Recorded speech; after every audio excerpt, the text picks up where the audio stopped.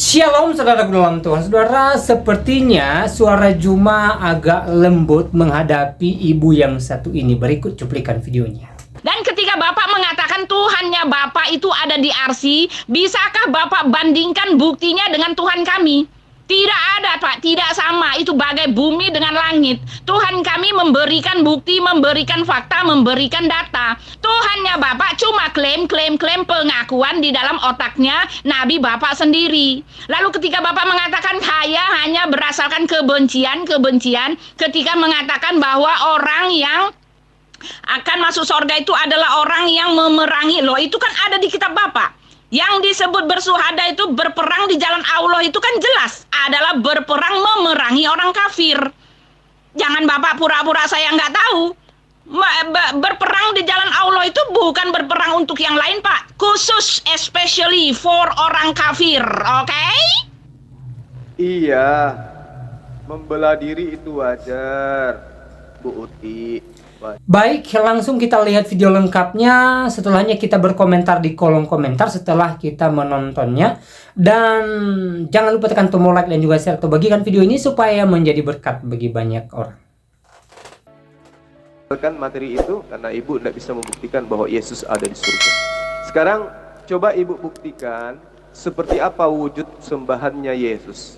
Yesus mengatakan di dalam Yohanes 4 ayat 22, Aku menyembah apa yang aku kenal, kalian menyembah apa yang tidak kalian kenal. Nah sekarang yang Yesus sembah itu, yang Yesus sebut sebagai Bapa itu wujudnya seperti apa? Silakan.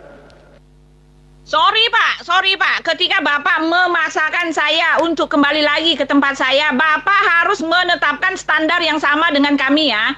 Bapak harus menetapkan standar yang sama dengan kami. Ketika Bapak meragukan keabsahan penulisan itu ya, mengabsahkan saksi-saksi penulisan yang mengatakan Yesus naik ke sorga itu, bahwa bahwa Markus dengan Lukas itu bukanlah murid Yesus, lalu dialah yang mengatakan bahwa Yesus naik ke sorga, lalu Bapak mengatakan itu tidak berasal dari sumber yang benar, lalu Bapak mengatakan bahwa Muhammad itu berasal adalah sumber yang benar, diilhami oleh Allah tanpa pembuktian, tanpa bukti, tanpa data empiris, tanpa apa-apa, cuma bermodalkan imani saja, cuma klaim semata gitu loh. Kalau yang seperti ini Pak, saya bisa melihat bahwa Bapak cuma menuduh, Bapak cuma mau menjelek-jelekkan agama kami gitu loh. Bapak tidak bicara dalam akademisi yang benar, dalam track yang benar. Bapak tidak membandingkan kedua agama ini, mana yang benar, mana yang tidak, dan kita berdialog dalam track yang benar, mempersoalkan di mana keabsahan dari kedua hal itu. Dengan demikian saya cuma bisa melihat Bapak cuma mau menjelek-jelekkan saja, menjatuh-jatuhkan tanpa berani bicara tentang di dalam diri Bapak sendiri. Kenyataannya adalah bahwa di dalam diri Bapak sendiri semua yang Bapak jelek-jelekan kepada kitab kami itu tidak ada. Bapak menjelek-jelekan, tetapi justru di tempat Bapak itu justru lebih jelek lagi. Tidak ada Pak, tidak ada pembuktian bahwa Muhammad itu betul mendapat wahyu daripada Tuhan. 1 titik iota pun tidak ada buktinya Pak. Sedangkan Markus dan Lukas itu yang Bapak ragukan itu, mereka berasal daripada sumber yang benar. Kalau Bapak mengatakan itu tidak berasal dari sumber yang benar, itu boleh saja. Tetapi kenyataannya adalah Markus dan Lukas itu mereka adalah orang-orang yang ada bersama-sama dengan Rasul Petrus. Rasul Petrus ini juga pembuat kitab. Rasul Petrus inilah narasumbernya. Rasul Petrus inilah yang menginformasikan semuanya. Markus dan Lukas cuma menulis apa yang disampaikan itu ya disampaikan dari narasumber yang benar. Ini adalah bukti yang sah. Dia ada bersama-sama dengan rasul-rasul yang adalah saksi mata. Dia ada dalam satu kelompok penginjilan, satu kelompok yang mendirikan gereja. Dia ada bersama narasumber yang jelas. Dia ada bersama kata kunci yang jelas. Dia ada bersama saksi mata yang jelas. Dan saksi mata itu pun menulis suratnya. Tugas Markus dan Lukas itu hanyalah menulis. Sama seperti dengan para penghafal-penghafal di dalam kitab Bapa. Muhammad mengaku menerima wahyu. Dan penulisnya atau penghafalnya itu cuma menghafal, cuma menulis, cuma mendengarkan, cuma menyampaikan.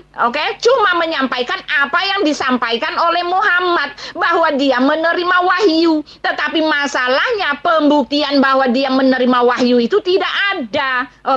Nah, sama persis, Pak. Jadi bagaimana Bapak bisa mengatakan bahwa penulis Markus dan Lukas itu bukan firman Tuhan, lalu di kitab Bapak gadang-gadangkan happy kan, sok-sokan gitu mengatakan bahwa itu adalah firman Tuhan. Lah, jeblok, Pak. Yang satu ada bukti, yang satu nggak ada gitu loh.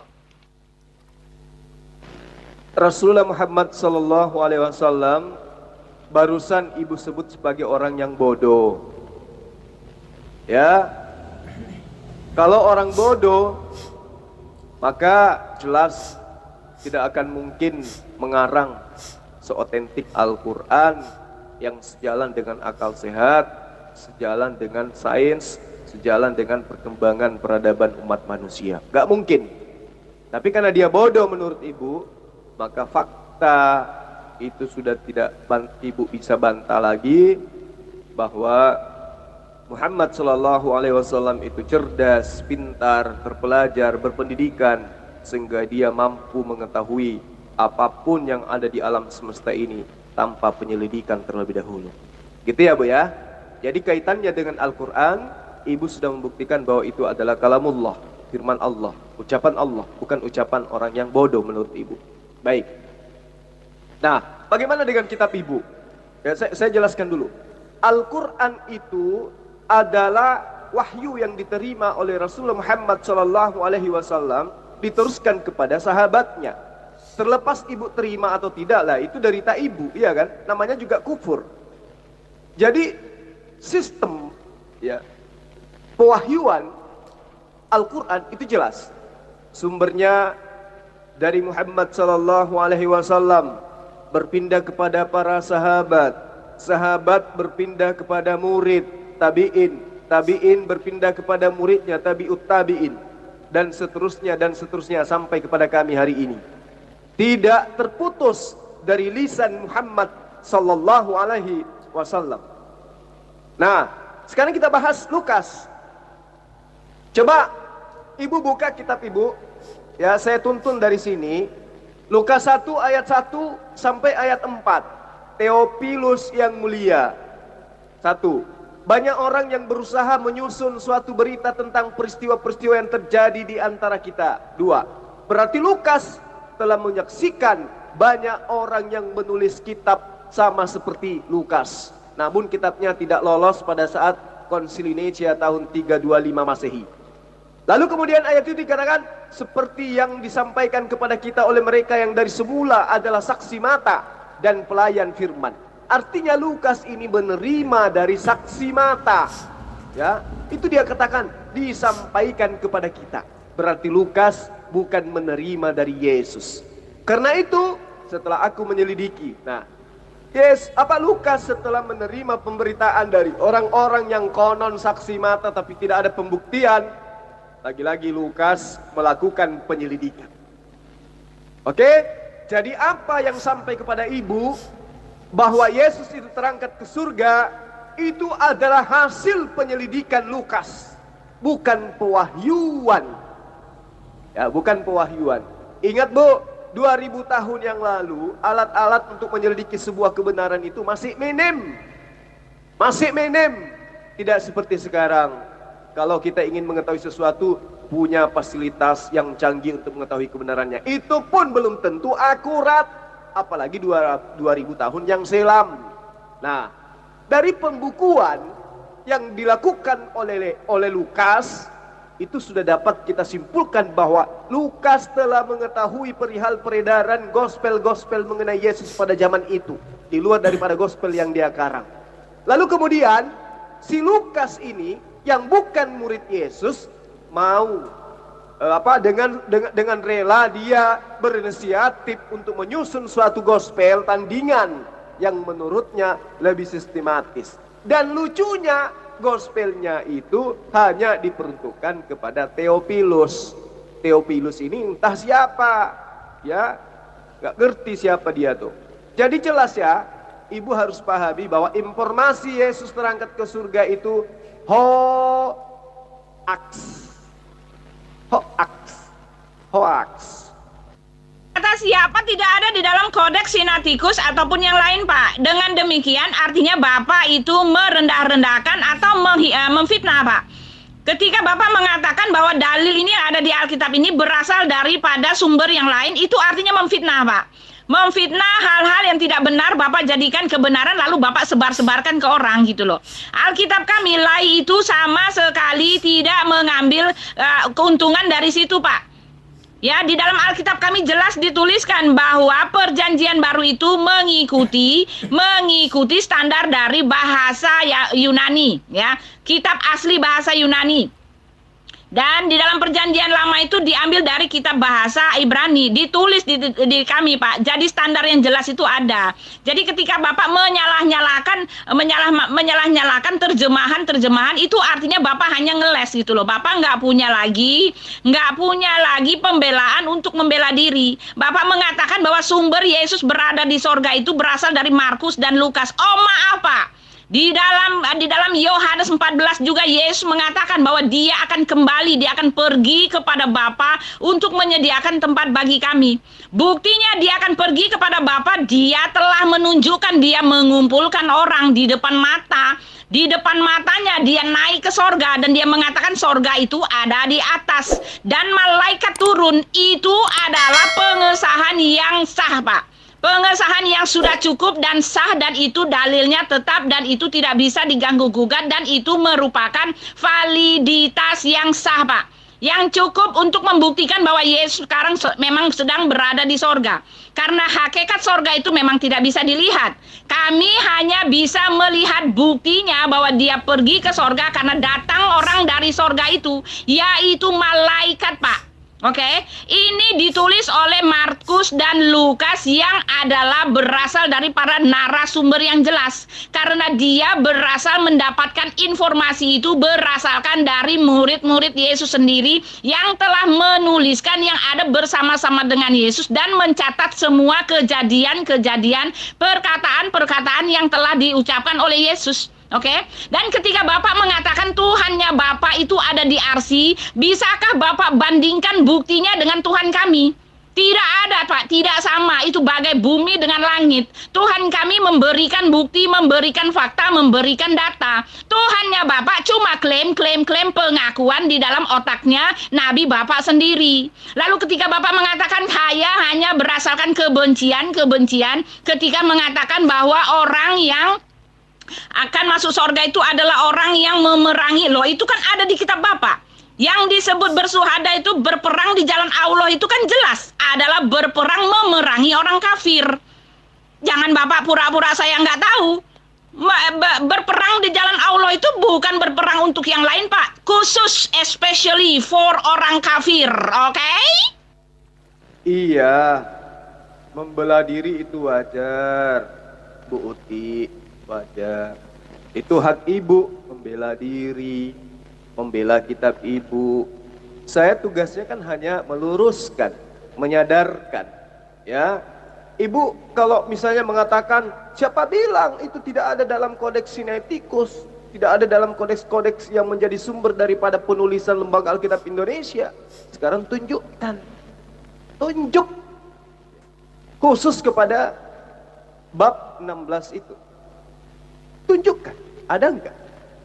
Nah, kalaupun ada, anggap saja ada meskipun tidak ada. Tapi kitab ibu sudah menerangkan dengan jelas siapa Lukas ini. Dari pembukuan Gospel Lukas, itu sudah dapat kita simpulkan bahwa penulis Gospel Lukas itu mengetahui perihal banyaknya beredar gospel-gospel lain yang menceritakan tentang Yesus.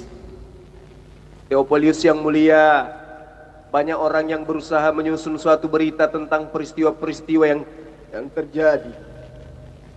banyak orang yang telah menyusun berita tentang peristiwa-peristiwa. Banyak orang, jadi bukan cuma 4, bukan cuma Markus, bukan cuma penulis Yohanes, bukan cuma penulis Matius, tapi kata Lukas banyak orang.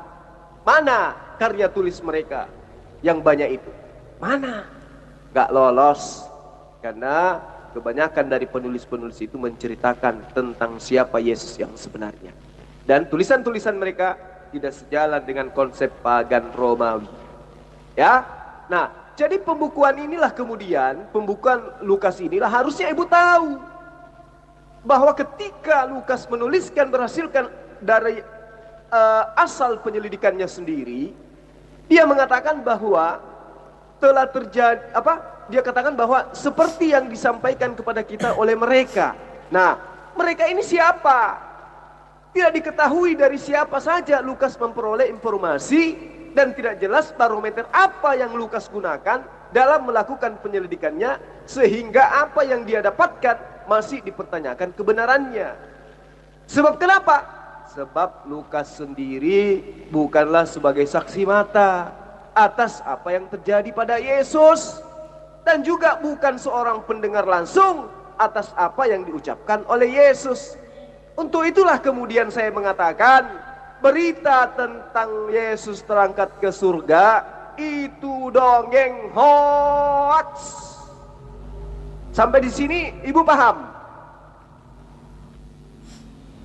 Maaf Pak, ketika Bapak mengatakan sekarang tunjukkan wujudnya Yesus itu seperti apa, saya tahu Bapak hanya mau mengalihkan pertanyaan saya yang mengatakan di mana buktinya yang sama seperti pembuktian yang di dalam kitab kami ketika Yesus itu ada di sorga, di mana standar kesamaannya ketika Bapak mengatakan bahwa Allah juga ada di sorga, ada di arsy, dengan bukti yang jelas seperti yang telah diberikan di dalam kitab kami. Ya, Yesus naik ke sorga itu dengan disaksikan oleh para mata saksi. Sedangkan Allah itu tidak, dia ada di arsy, siapa yang tahu? Oke, siapa yang tahu? Itu kan hanya berdasarkan imani saja, jangan tanya-tanya. Lalu kamu berusaha untuk mengalihkan kepada saya mengatakan bahwa Yesus itu punya Tuhan. Loh, beda dong Bu. Tidak ada manusia yang pernah melihat Allah duduk di atas tahtanya. Layaknya kitab Anda, si Lukas ini, si Markus ini, dengan terang mengatakan bahwa dia melihat Allah ya, duduk, dia melihat Yesus duduk di samping kanan Allah. Berarti dengan kata lain dia melihat Allah. Beda dengan yang diterangkan di dalam Al-Quran. Tidak ada manusia yang melihat Allah itu duduk di atas tahta. Tidak ada. Bahwa Rasulullah Muhammad SAW menuliskan saya melihat Allah duduk di atas tahta. Tidak ada seperti itu. Ya, Allah sendiri yang menerangkan dirinya bahwa dia bertahta di atas kekuasaannya. Jadi karena Allah sendiri yang menerangkan dirinya dan dia adalah esensi sang pencipta, maka ciptaan ini tidak mampu melihat wujudnya secara langsung. Karena ketidakberdayaan kita selaku makhluk tidak mampu. Jangankan melihat sang pencipta matahari, menatap matahari saja kita tidak sanggup. Itu yang perlu ibu pahami dengan baik. Jadi jangan anda samakan Allah yang disembah oleh Yesus itu seperti makhluk. Makanya saya tanya sama ibu, coba anda tunjukkan wujudnya, sembahannya Yesus itu seperti apa wujudnya? Bisakah ibu menunjukkan? Kalau ibu bisa menunjukkan wujudnya, sembahannya Yesus, berarti ibu lebih pantas dituhankan oleh orang-orang Kristen. Karena kenapa? Yesus sendiri tidak mampu melihat Bapa. Yesus sendiri menerangkan, tidak ada manusia yang sanggup melihat Allah. Yesus sendiri yang mengajarkan, Allah yang telah mengutus aku, tidak bisa kamu lihat wajahnya, suaranya pun tidak dapat kamu dengarkan. Tapi kalau ibu mengatakan, oh tidak, saya bisa melihat Allah yang mengutus Yesus, saya bisa melihat Bapa, coba tunjuk seperti apa kehebatan ibu menunjukkan bahwa sembahan yang disembah oleh Yesus itu mampu dilihat oleh mata ibu. Layaknya Lukas, layaknya Markus, pengarang dongeng ini.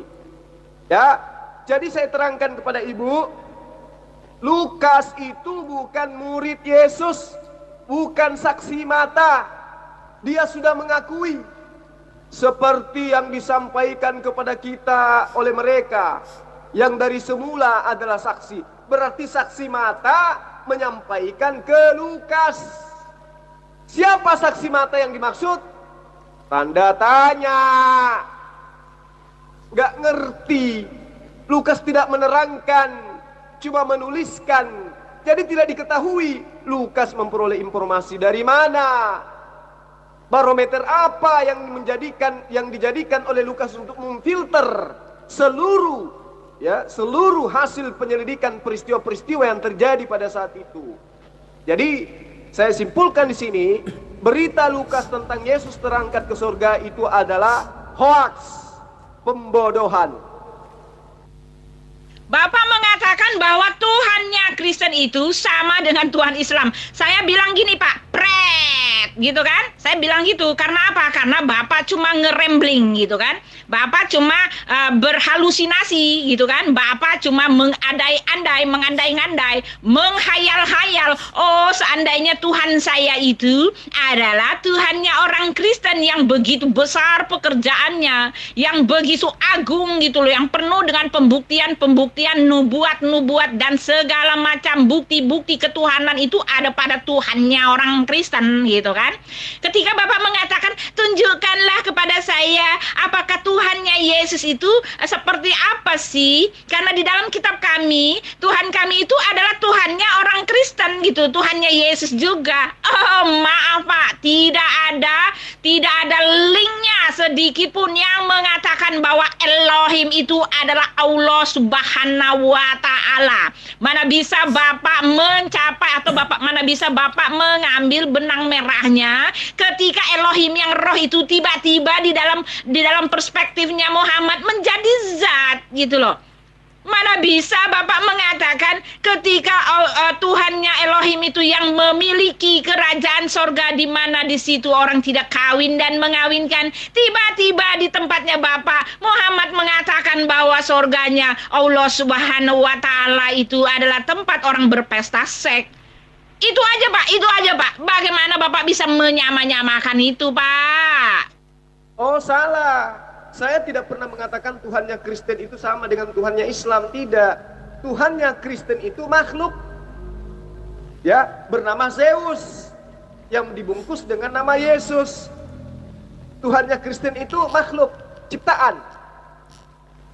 Sementara Tuhannya Islam adalah Tuhan yang juga Yesus sembah.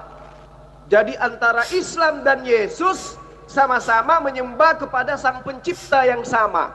Kalau Kristen beda. Kristen itu menyembah kepada makhluk. Orang yang kami nabikan, orang yang kami rasulkan bernama Isa alaihissalam, yang dipalsukan oleh para agen-agen Romawi namanya menjadi Yesus, itu sama-sama menyembah kepada esensi yang sama dengan Islam yang disembah oleh Islam. Jadi Nabi Isa alaihissalam menyembah Allah. Ya, Yesus Kristus menyembah Allah. Tetapi Kristen menyembah Isa alaihissalam yang mereka palsukan namanya menjadi Yesus, dan yang hanyalah nabi bagi umat Islam. Paham sampai di sini, Bu?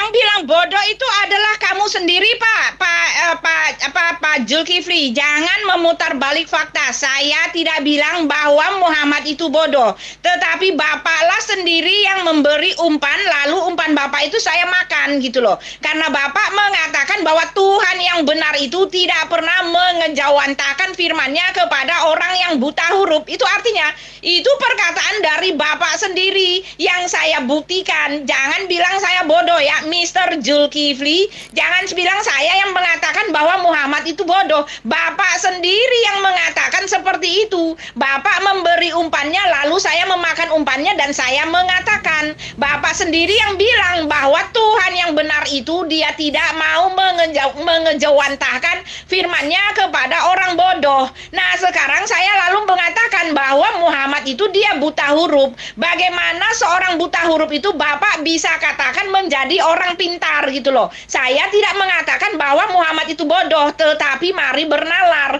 Ketika Bapak mengatakan bahwa Tuhan tidak pernah mengajarkan, mengejawantahkan firman-Nya kepada orang bodoh, Bapak harus kembali kepada kitab Bapak sendiri, ya kan? Ketika ketika saya mengatakan kalau Muhammad itu tidak buta huruf, pasti Bapak akan sangkali itu. Bapak akan sangkali itu. Kalian sendiri yang mendengung-dengungkan bahwa Muhammad itu buta huruf. Lalu adakah orang yang buta huruf pintar gitu loh? Adakah orang yang buta huruf pintar? Gitu saja. Itu yang saya kasih. Saya kasih analoginya, saya kasih pengandaiannya. Saya minta Bapak bernalar. Jadi ketika Bapak mengatakan saya yang bilang Muhammad bodoh, oh tidak, Bapak memfitnah, Bapak sendiri yang bilang, oke? Ibu salah. Ilmu ibu untuk menyamai Paulus di dalam memplesetkan sebuah informasi masih kurang. Tadi si Kismis yang mengaku ulama itu mengatakan dirinya akan masuk menjadi mu'alaf, akan masuk Islam ketika saya mampu membuktikan kalau orang muslim yang meninggal itu sekarang sudah ada di surga. Ya, berulang dia katakan seperti itu, makanya saya katakan Islam tidak membutuhkan orang bodoh. Kemudian ibu datang menghina Rasulullah Muhammad sallallahu alaihi wasallam dengan mengatakan Muhammad sallallahu alaihi wasallam itu adalah orang bodoh. Tetapi anehnya, ibu justru menjelaskan bahwa Al-Quran itu adalah karangan Rasulullah Muhammad SAW. Dengan demikian berarti dia adalah orang tercerdas di antara seluruh manusia di atas muka bumi ini. Karena dia ternyata adalah pengarang Al-Quran. Itu yang saya katakan. Sementara ibu mengkitabkan kitabnya Petrus, kitabnya Yohanes, namun di dalam kitab ibu sendiri dikatakan Yohanes dan Petrus itu adalah orang yang tidak berpendidikan, alias bahlul, alias bodoh. Itu diterangkan dalam Kisah Para Rasul 4 ayat 13. Gitu loh Bu. Ya. Jadi sekarang ibu ingin membuktikan bahwa Yesus itu ada di surga. Tapi dalil ibu ternyata hanya mentok di Lukas dan juga Markus. Sementara mereka ini bukan saksi. Mereka ini bukan murid. Mereka hanya menuliskan berdasarkan apa yang mereka dengarkan tentang peristiwa-peristiwa yang terjadi. Mereka hanya merasa terpanggil, tersaingi untuk menuliskan sebuah karya tulis yang kemudian mereka tidak pernah berpikir bahwa kelak akan dijadikan sebagai kitab suci oleh orang-orang yang memiliki pikiran lemah seperti ibu. Ya, Lukas tidak diketahui memperoleh informasi dari siapa, dan tidak diketahui apa barometer Lukas mendudukkan sebuah kisah menjadi benar atau tidak. Tuh. Jadi ibu harus paham. Jadi terlebih lagi Lukas itu bukanlah orang Yahudi, melainkan orang Yunani, dan menulis gospelnya di luar daripada Palestina. Karena itulah apa yang disampaikan oleh Lukas sang pengarang ini mengenai kisah bahwa Yesus terangkat ke surga menjadi polemik. Bukan hanya itu saja, dalam hal penulisan silsilah Yesus, Lukas dan Matius memiliki perbedaan yang sangat mencolok, baik nama maupun jumlah generasinya. Karena itulah saya mengatakan berita yang didatangkan oleh Lukas dan Markus tentang Yesus terangkat ke surga itu adalah dongeng belaka. Tidak berasal dari pengabaran Yesus, tidak berasal dari pengajaran Yesus, tapi murni pelajaran yang berasal dari agen-agen Romawi, penganut ajaran Trinitas atau Helenisme Stoa, penyembah roh-roh. Paham sampai di sini, Bu? Nah, itu dia. Tanpa penyelidikan sekalipun Bapak mengatakan bahwa Muhammad maha tahu, maha pintar, maha segalanya. Dia mengetahui sains, dia mengetahui apa yang terjadi ke depan gitu loh Pak. Tetapi itu kan cuma klaim Pak. Cuma klaim. Ketika Bapak mengatakan mujizat terbesar dari Muhammad adalah diturunkan Quran gitu kan. Diturunkan Quran. Lalu Bapak mengatakan itu adalah firman Tuhan yang terbesar. Balik-balik lagi saya mengatakan mana buktinya bahwa Muhammad menerima wahyu daripada Tuhannya. Mana buktinya? Bapak memaksakan ketika Yesus naik ke sorga itu disaksikan oleh orang banyak, itu bukanlah merupakan bukti bahwa Yesus ada di sorga. Lalu saya akan paksa Bapak juga. Kita ini satu loh, kita lagi perang cakar-cakaran. Jadi Bapak jangan mencakar saya, jadi saya tidak boleh cakar Bapak.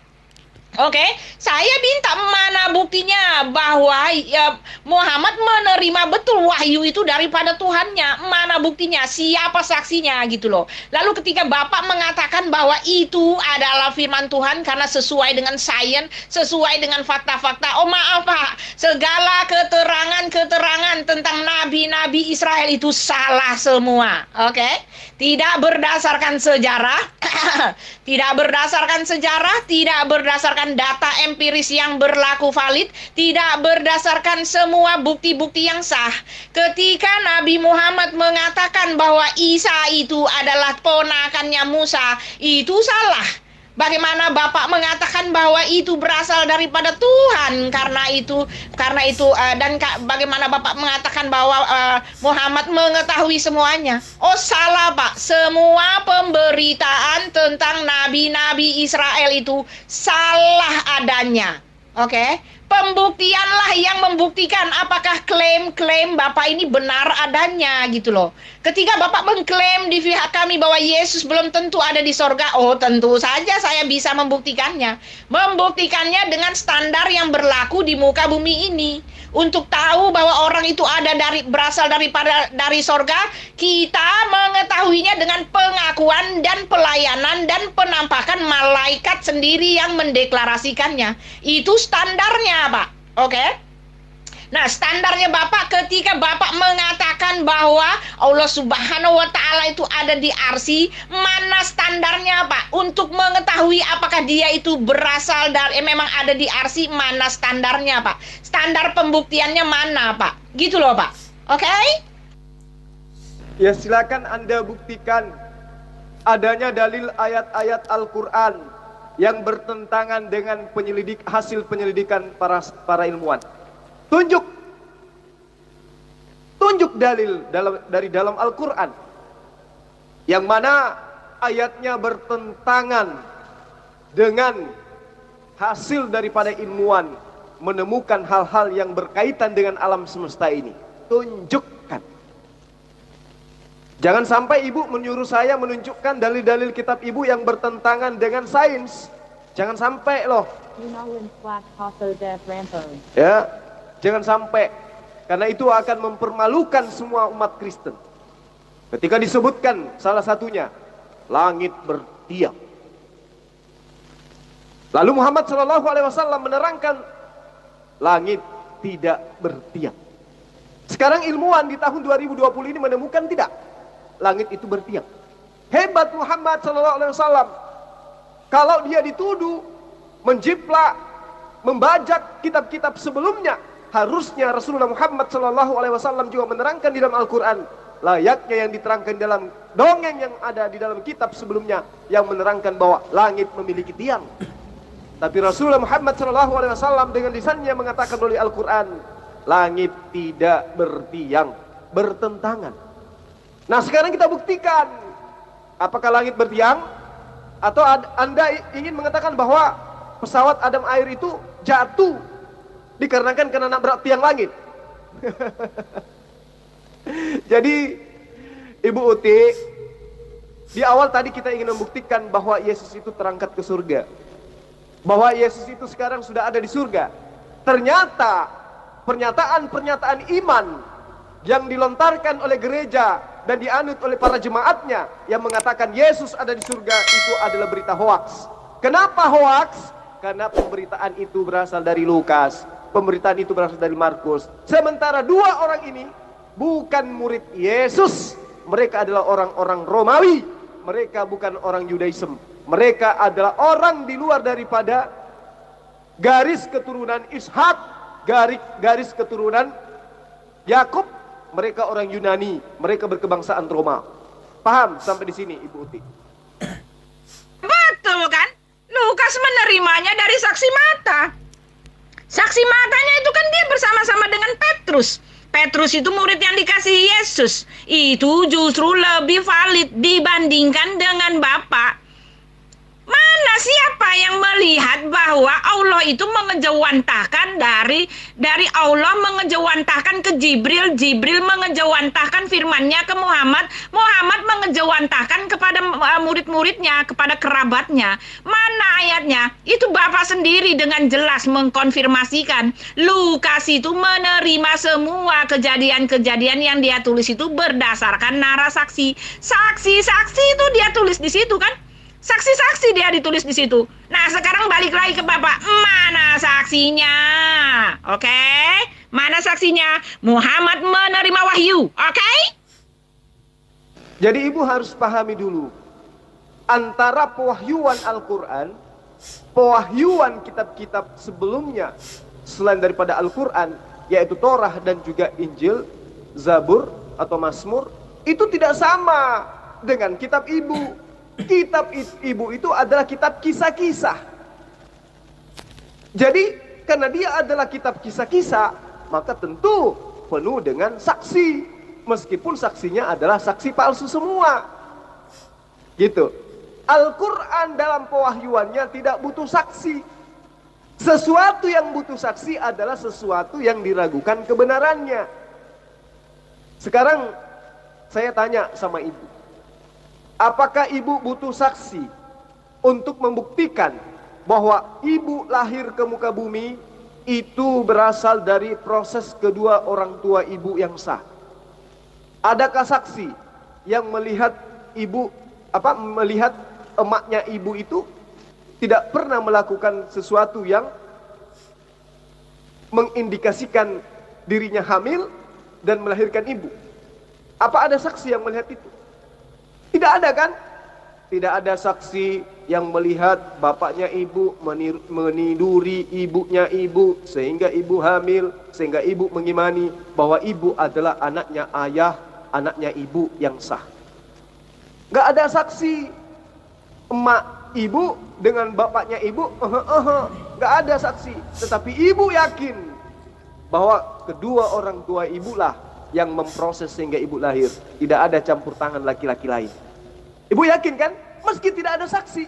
Begitulah pewahyuan Al-Quran. Tidak butuh saksi. Kenapa? Karena itu adalah kalamullah. Untuk membuktikan kebenarannya, lihat aja isinya. Apakah ada yang bertentangan dengan kemaslahatan umat manusia? Apakah ada yang bertentangan dengan perkembangan peradaban umat manusia? Apakah ada ayat yang tergeser, yang tergerus, yang hanyut oleh karena tertinggal oleh perkembangan zaman dan peradaban umat manusia? Tidak ada satu ayat pun yang kemudian ditinggalkan oleh perkembangan zaman di dalam Al-Quran.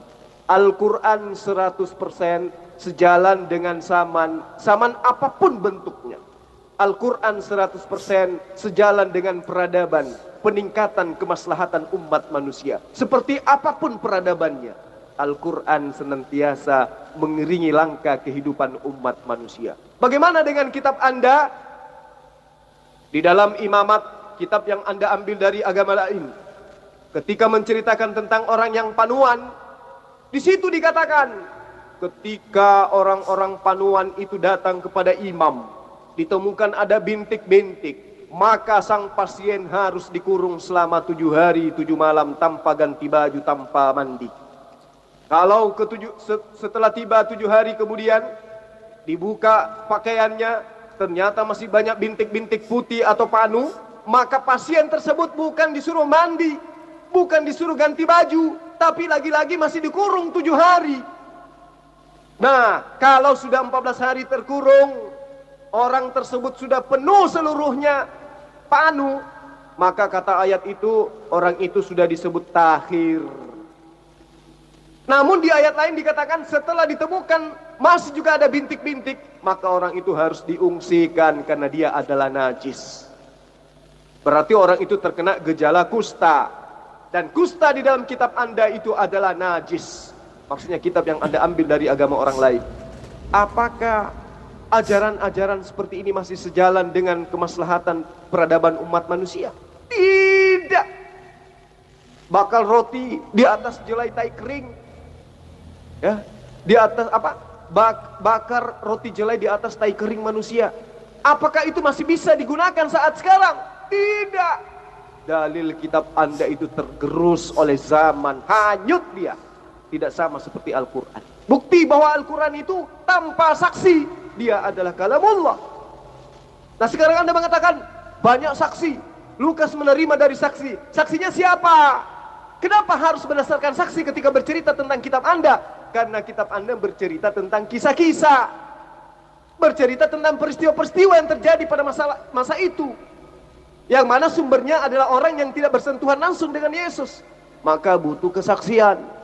Saya akui di kitab Anda itu banyak saksi-saksi, tapi siapa? Siapa mereka ini?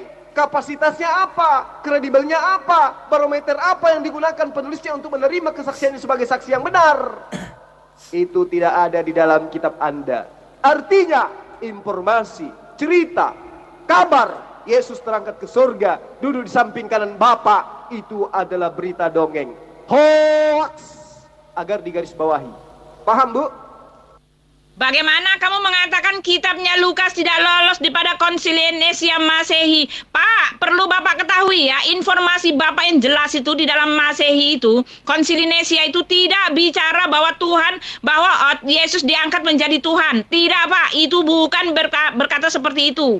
Latar belakang dibentuknya Konsili Nisia itu mereka hanya menentukan apakah itu Trinitas, Pak, bicara tentang Trinitas. Karena pada saat itu Trinitas itu banyak ini, Pak, banyak pengertian, Pak. Oke? Banyak salah arti tentang Trinitas. Itulah yang dibicarakan di dalam Konsili Nisia. Nggak ada hubungannya dengan Lukas. Sorry ya, salah, Pak. Salah, Bapak. Ya, terima kasih Ibu telah membantu saya menjelaskan tentang Konsili Nisia, ya. Meski saya kuliah beberapa semester untuk memahami itu. Ibu menambahkan materi itu dengan jelas bahwa Konsili Nisia itu membahas tentang Trinitas, di mana Trinitas itu banyak beredar Trinitas yang sesat. Dengan kata lain, Trinitas yang benar itu adalah ketika mendudukkan Yesus sebagai Tuhan, Anak Allah, dan dia adalah penjelmaan inkarnasi, atau dia adalah avatar, atau disebut dengan sebutan penjelmaan dari firman menjadi makhluk. Oke. Nah, gini, ketika kemudian kesaksian-kesaksian yang dituliskan oleh pengarang-pengarang kitab Ibu tidak menunjukkan nama, tidak menunjukkan kredibilitas, tidak menunjukkan kapasitas, tidak menunjukkan barometer, apa yang menjadi filter daripada penerimaan kesaksian mereka? Maka dengan kata lain, Ibu disuguhkan sebuah informasi yang tidak akurat, Ibu disuguhkan informasi yang tidak kredibel. Yang menjadi sumber pengajaran, yang ditunjuk sebagai guru bagi Bani Israel adalah Yesus Kristus. Bukan Lukas, bukan Markus. Maka selayaknya yang menjadi acuan pembenaran kemudian tentu adalah sentralisasi daripada sumber kebenaran itu. Siapa? Yesus Kristus. Siapa yang mengajarkan Yesus melayang ke surga? Lukas. Siapa yang memberitakan Yesus terbang ke surga? Markus. Adakah berita dari Matius, dari Yohanes tentang terangkatnya Yesus ke surga? Tidak ada. Ya, ente nang hadong, dek gagah, tenaki. Tidak ada yang membuktikan bahwa Yesus terangkat ke surga dari informasi Gospel Matius dan juga Yohanes. Padahal orang-orang ini adalah orang yang dekat kepada Yesus. Berarti pengarang Matius dan pengarang Yohanes tidaklah merupakan murid Yesus. Lalu kemudian, ketika Anda mengatakan bahwa Konsili Nicea itu adalah bentuk muktamar menentukan trinitas yang benar dan trinitas yang tidak benar. Apa barometernya? Ini adalah masalah baru. Tapi tidak usah kita fokus ke sana. Saya hanya membuktikan bahwa berita tentang terangkatnya Tuhannya Kristen ke surga, duduk di samping kanannya Allah, Tuhannya Islam, itu adalah berita hoaks. Tidak benar adanya, hanya dongeng. Dalil saya mentok di Lukas dan juga Markus itu berdasarkan dalil yang benar, berdasarkan sumber-sumber yang benar, berdasarkan standar pembuktian yang sah pada saat itu. Ya. Karena itu berdasarkan standar pembuktian bahwa Yesus ada di sorga pada saat itu. Memang seperti itu. Malaikat turun. Malaikat itu berasal daripada sorga. Itulah standar yang dimiliki, yang harus dimiliki orang ketika dia mengatakan bahwa orang itu berasal dari sorga. Malaikat itu adalah warga negara sorga dan dia adalah pelayan Yesus. Dan Yesus membuktikan bahwa malaikat itu melayani dia. Itu merupakan standar yang sah dan standar yang sudah cukup untuk membuktikan bahwa benar Yesus ada di sorga. Karena untuk kembali ke sorga itu tidak ada satupun orang yang tahu. Itu melampaui otoritas kita sebagai manusia untuk tahu kerajaan sorga. Oke? Tetapi untuk membuktikan bahwa Yesus sekarang ada di sorga sudah dibuktikan dengan standar yang berlaku pada masa kini. Oke? Dia berasal dari atas dan dia naik ke atas, dia kembali ke sorga dan malaikat turun melayani dia. Itu merupakan standar yang sah. Lalu ketika Bapak menyamakan bahwa Tuhan Bapak itu adalah Tuhan yang berasal di asri, mana standarnya Pak? Mana dia? Bapak nggak punya apa-apa untuk digadang-gadangkan ke saya, tetapi jelek-jelekin gitu loh. Nggak ada satupun keistimewaan, nggak ada satupun bukti yang bisa Bapak tunjukkan kepada saya bahwa Bapak berhak untuk menyalah-nyalahi agama kami, agama yang salah. Karena Bapak sendiri tidak punya itu, tidak punya kebenaran itu. Tidak ada pembuktian gitu loh Pak, sama sekali gitu loh.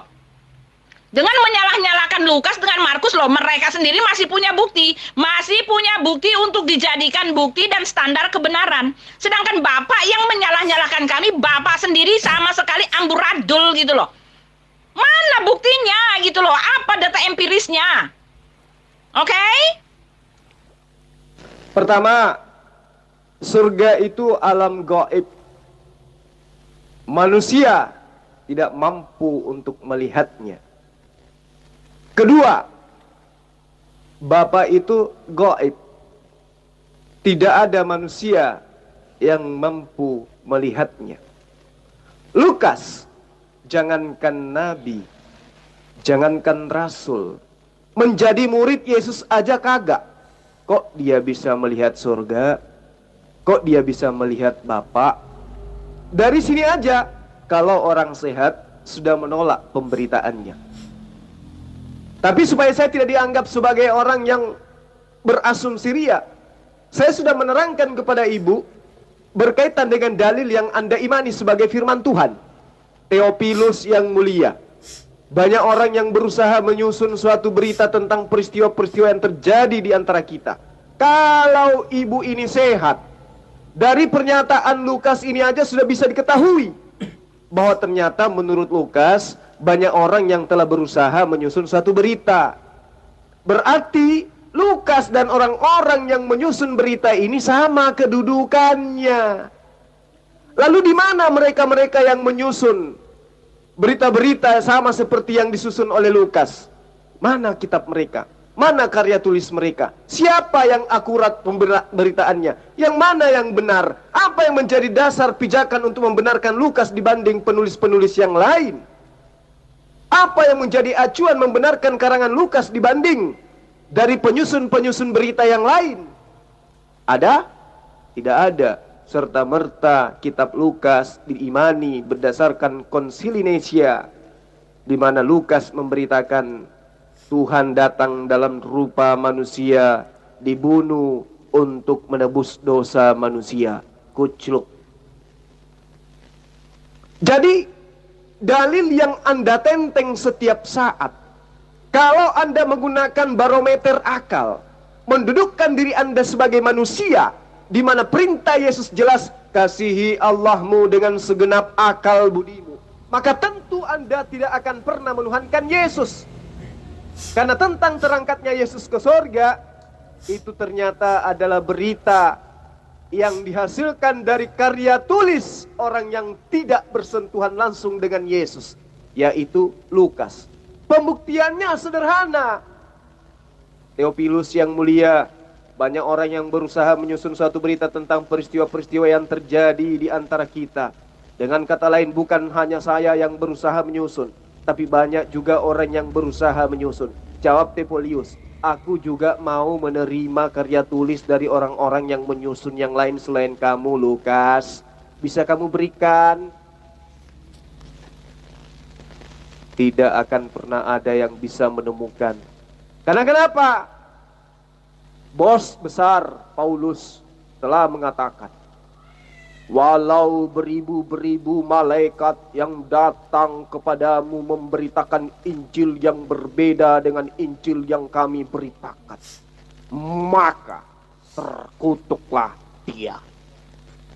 Ya, sang bos Kristen mengatakan terkutuklah orang yang mengimani karya tulis yang disusun oleh orang-orang banyak selain daripada penulis kitab kanonik. Dengan demikian, sekali lagi saya katakan, berita tentang Tuhannya Kristen melayang terbang terjun ke surga itu adalah berita hoax. Tidak ada bukti pembenarannya secara absolut. Hanya informasi-informasi dari orang yang gemar menulis. Andai saja Khairil Anwar, Zulkifli M. Abbas ada pada masa itu dan juga menyusun berita, maka sangat boleh jadi karya tulisnya Zulkifli M. Abbas dan Khairil Anwar juga dikitabkan oleh komunitas orang-orang berakal lemah. Paham? Pak, kalau mau bicara tentang itu Pak, tentang ilmiah, Bapak ceritakan saja tentang langit yang ketujuh. Apakah itu betul ada langit, ada tingkat ketujuh? Lalu saya mau tanya lagi Pak, tunjukkan kepada saya bahwa matahari ya nyemplung di lumpur yang lumpur hitam ya, nyemplung di lumpur hitam. Lalu Bapak ceritakan saya bagaimana caranya Muhammad membelah bulan, Pak. Silakan Pak, silakan. Ketika Bapak mengatakan bahwa tiang itu punya tiang, oh maaf Pak, itu kontesnya ketika Elohim oleh menyinari bangsa Israel itu pada malam hari, dia menyinarinya dengan tiang api ya, jadi terang. Nah, kalau malam-malam dengan tiang api menjadi terang. Kalau siang-siang dengan tiang awan gitu loh. Itu adalah analogi Pak, bukan seperti tiang bar itu yang beton itu naik di atas. Oh tidak, itu hanyalah berdasarkan ketidakpengetahuan Bapak. Itu tidak bisa dijadikan alasan Pak bahwa Alkitab tidak sesuai dengan sains, karena bukti yang Bapak bawa itu nggak benar. Bapak sendiri nggak tahu itu maksudnya apa. Tetapi ketika Muhammad mengatakan bahwa matahari tenggelam dalam lumpur hitam itu, mana buktinya Pak? Mari tunjukkan ke saya. Lalu ada langit sampai tingkat ketujuh itu Pak. Mari buktikan Pak. Tingkat langit yang mana itu Pak sampai tingkat ketujuh. Lalu ada yang namanya burak itu. Muhammad naik ke langit ke tingkat ketujuh dengan burak gitu loh Pak. Mana pembuktiannya ada orang dari sini naik ke tingkat ketujuh dengan binatang? Binatang seperti apa itu Pak? Seperti apakah adakah binatang itu di dunia? Ini juga sains loh Pak. Adakah binatang yang seperti itu di dunia ini? Silakan. Materi yang sudah usang, yang saya sudah jawab berulang dan berulang itu tidak perlu lagi untuk diulangi. Tugas ibu sekarang adalah belajar. Jangan minta saya mengulas materi yang sudah saya sajikan berulang. Fokus kepada materi pembuktian bahwa Tuhannya Kristen lengkap dengan bijinya terangkat ke surga. Ya. Dari mana orang Kristen mengetahui Yesus Kristus itu terbang, melayang ke surga? Dari Lukas, dari Markus. Apa dasar pijakan menerima informasi dari Lukas? Imani saja. Kemana orang banyak yang juga berusaha menyusun tentang peristiwa-peristiwa yang terjadi pada masa itu? Tidak tahu. Kenapa ditolak pemberitaannya? Karena tidak sejalan dengan konsep pagan. Apa yang Anda maksud pagan? Mengimani Tuhan datang dalam rupa manusia, dibunuh oleh manusia untuk menebus manusia, dosa manusia. Apakah itu diajarkan oleh Yesus? Tidak. Kenapa Anda mengimani? karena kami percaya kepada ajaran Paulus. Siapa Paulus itu? Dia adalah Bapa di dalam Yesus Kristus. Jadi benar apa yang dikatakan oleh Yesus di dalam Yohanes 8 ayat 44. Iblislah yang menjadi bapakmu. Mungkin iya, mungkin tidak. Oh, seperti itulah seharusnya ibu menjawab setiap penjabaran tentang benarkah Yesus terangkat ke surga atau tidak. Jangan kesana kemari. Setelah saya membuktikan bahwa informasi tentang Yesus terangkat ke surga, sekarang ibu malah ingin mengotak-atik lagi hasil daripada penyelidikan yang akurat tentang langit bersusun, tentang cerita yang terjadi dengan pribadi Zulkarnain, tentang apa yang sudah dibenarkan oleh NASA, oleh ilmuwan India tentang bulan. Enggak perlu, Bu, yang seperti itu enggak perlu. Karena itu sudah diterangkan lebih dulu. Sudah saya jelaskan lebih dulu. Yang terpenting sekarang adalah sejauh mana kebenaran Yesus itu terangkat ke sorga. Itu yang perlu ibu ulas dengan baik. Yohanes juga mengatakan, Pak, Yesus ada di sorga, Pak. Maaf, Yohanes mengatakan Yesus ada di sorga. Dan Matius mengatakan Yesus itu adalah dilayani oleh malaikat-malaikat, Pak. Maaf, Bapak nggak tahu. Yohanes mengatakan Yesus sendiri akan kembali ke sorga. Perkataan dari Yesus sendiri, ya. Sebelum seorang presiden itu dia mau datang ke kampung, dia ngasih tahu dulu penduduk kampung, Pak. Dia ngasih tahu dulu, Pak, supaya ada pengesahan yang jelas bahwa yang datang itu adalah presiden gitu loh. Nah, sebelum Yesus naik ke sorga, dia udah kasih tahu dulu, Pak. Dia udah di dalam Yohanes 14 itu rumahnya itu ada di sorga. Lalu dia membuktikannya, dia naik ke atas, Pak. Yang mengatakan Yesus berasal dari atas itu ada di kitab Yohanes semua, Pak. Ya ilallah. Oh iya, kalau pemberitaan Yesus itu akan kembali ke surga, ya semua juga orang terima. Karena Yesus itu adalah orang yang soleh, orang yang taat beribadah, orang yang taat menyembah kepada Allah, dan tidak pernah musyrik menduakan Allah dengan mengajarkan dirinya juga adalah Tuhan. Iya, Islam juga mengakui Yesus kelak akan masuk ke surga. Begitu juga Yohanes muridnya. Tapi yang ini yang jadi masalah. Ketika Lukas dan Markus yang bukan murid Yesus memberitakan sebuah kronologis dongeng yang mengatakan Yesus terangkat ke surga, lalu mereka melihat Yesus duduk di samping kanan Bapa. Itu yang menjadi masalah. Di mana kronologis cerita itu tidak diberitakan oleh Matius dan juga Yohanes. Sementara Matius itu adalah murid Yesus, terlepas dia yang mengarang atau bukan. Begitu juga Yohanes. Dia itu adalah orang yang terdekat kepada Yesus. Masa peristiwa perpisahannya dia dengan Tuhannya terangkat ke surga dia tidak ceritakan kronologisnya. Justru yang menceritakan ini para penyelidik-penyelidik yang gak tahu arah limbahnya dari mana datangnya. Si Markus dan Lukas ini. Makanya dari tadi saya katakan kepada ibu, apa barometer pembenaran yang ibu jadikan sebagai acuan menerima informasi dari Lukas dan Markus, sementara Yohanes dan Matius tidak memberitakan tentang Yesus terangkat ke surga. Kalau kaitannya Yesus kembali ke surga, umat Islam juga paham itu, bahwa orang-orang beriman itu upahnya surga. Orang-orang yang taat kepada hukum Tuhan itu kelak akan kembali kepada surga.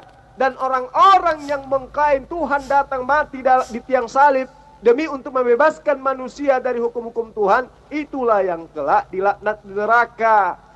Jadi tidak jadi masalah ketika Yohanes mengatakan Yesus akan kembali ke surga. Tidak jadi masalah, itu sejalan dengan imannya umat Islam.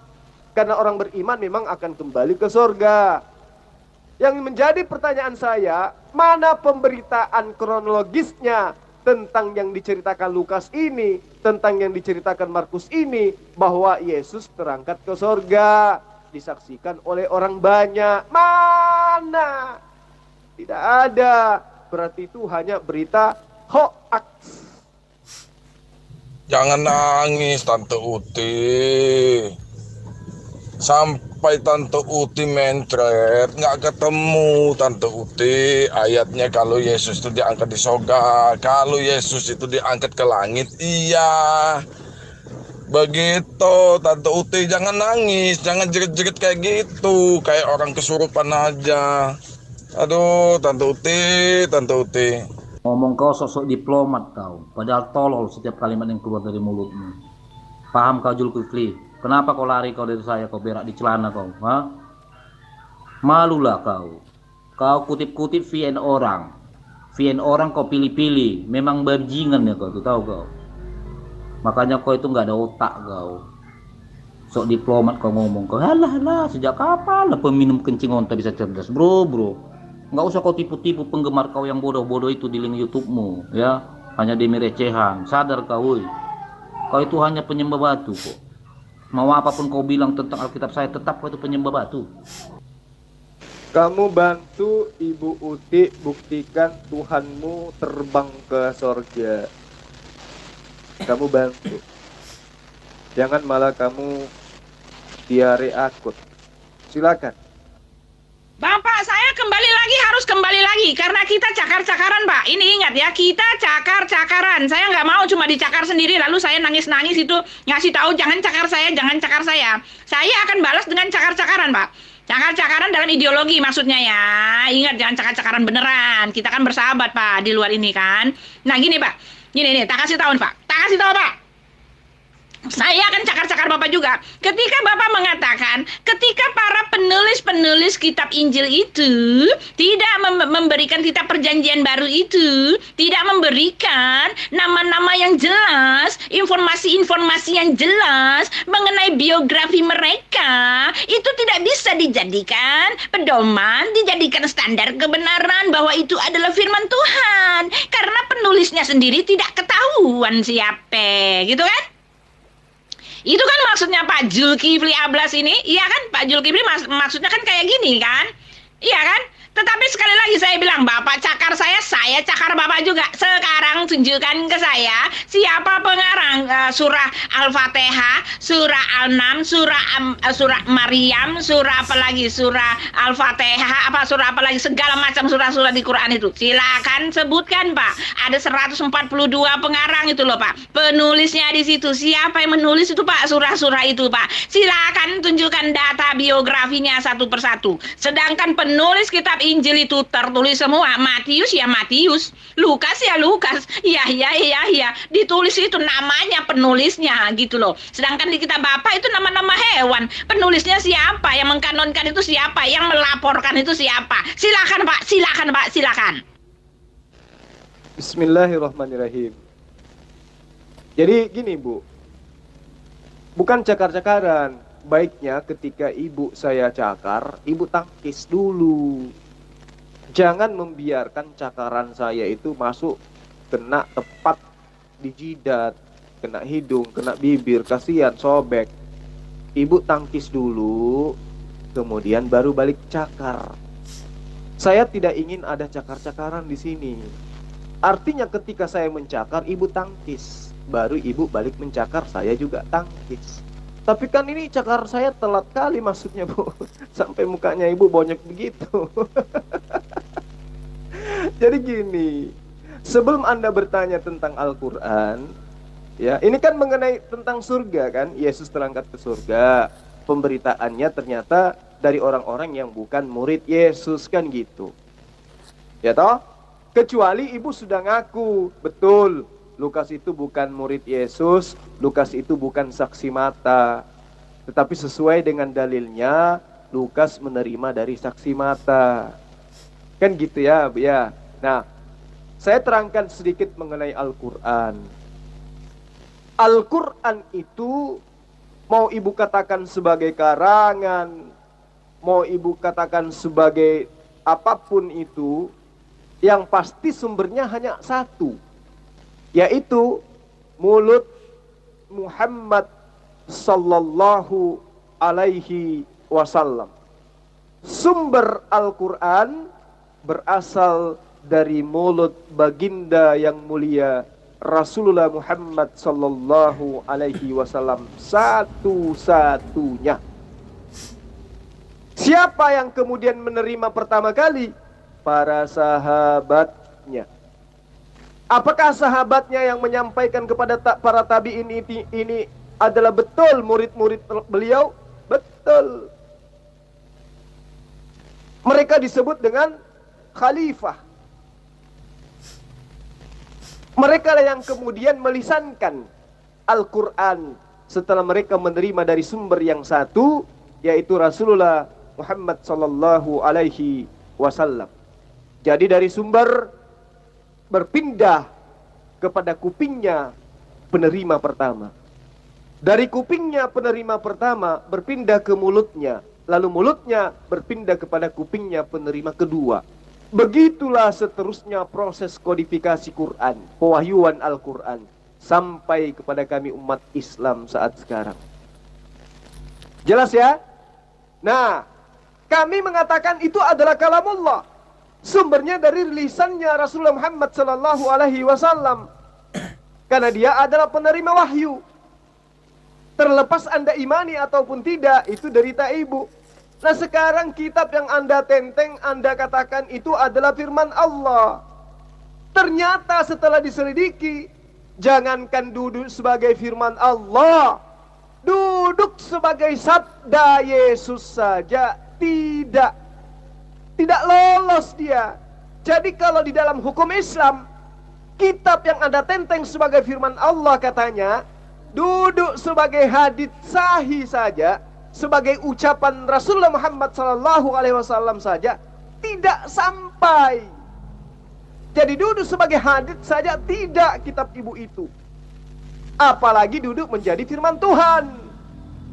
Ya, contoh ketika Umar bin Khattab atau Aisyah alaihissalam memberitakan tentang Muhammad sallallahu alaihi wasallam. Apa pembuktian kebenarannya kemudian?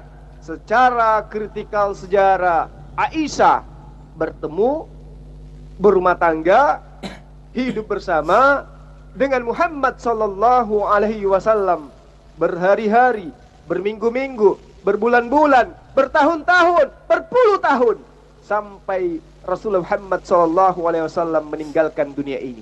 Sama mereka, rangkulan mereka, pelukan mereka, layaknya suami istri dan sebagai guru dan juga murid. Paham? Itulah keabsahan daripada pemberitaan Siti Aisyah radhiyallahu an. Disebut hadits. Sekarang yang Anda sebut sebagai firman Tuhan, kitabnya Lukas.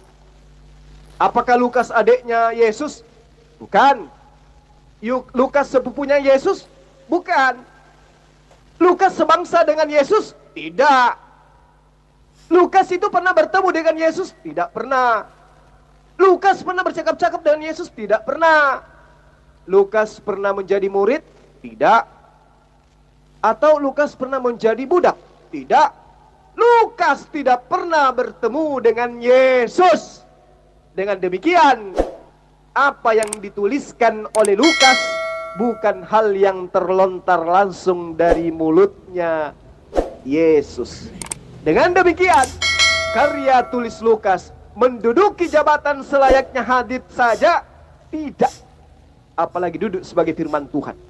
Sampai di sini, Ibu Uti yang cantik jelita, bibirnya merah merokah, apakah itu bisa dipahami bahwa tulisan kitab Lukas itu bukan sabda Yesus, apalagi firman Tuhan? Bisa dipahami enggak, Bu? Kamu bantu ibu itu, Ibu Uti, membuktikan Tuhanmu terbang ke sorga lah. Itu udah dikasih tahu. Kamu dong yang bantu, minta bantu temanmu. Sekarang aku menuntut kepada dirimu, Pak Zulkifli. Di mana kenyataan empiris yang membuktikan bahwa Allah itu ada? Titik. Dia ada di arsy. Siapa buktinya? Bagaimana kamu tahu bahwa dia ada di arsy sedangkan pembuktiannya tidak ada? Saya tunggu. A'udzu billahi minasy syaithanir rajim. Bismillahirrahmanirrahim. Allahu la ilaha illa huwal hayyul qayyum. La ta'khuzuhu sinatun wa la nawm. Lahu ma fis samawati wa ma fil ardh. Man zalladhi yasfa'u indahu illa bi'idhnih. Ya'lamu ma bayna aydihim wa ma khalfahum wa la yuhituna bi syai'in min ilmih illa bima syaa wasi'a kursiyyuhu samawati wal ard wa la ya'uduhu hifdzuhuma wa huwal aliyyul azim.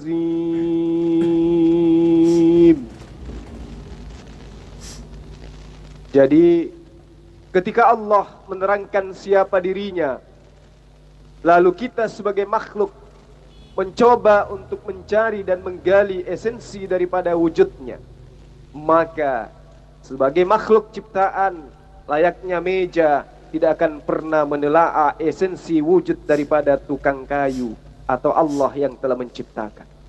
Allah, tidak ada Tuhan yang berhak disembah melainkan dirinya, yang hidup kekal lagi terus menerus mengurus makhluknya, tidak mengantuk dan tidak pula tertidur. Kepunyaannya apa yang di langit dan apa yang di bumi, tiada yang dapat memberi syafaat di sisi Allah tanpa seizinnya. Allah mengetahui segala sesuatu yang ada di hadapan manusia dan di hadap dan di belakang manusia, dan manusia tidak mengetahui apapun dari ilmu Allah melainkan apa yang dikehendaki oleh Allah untuk manusia ketahui.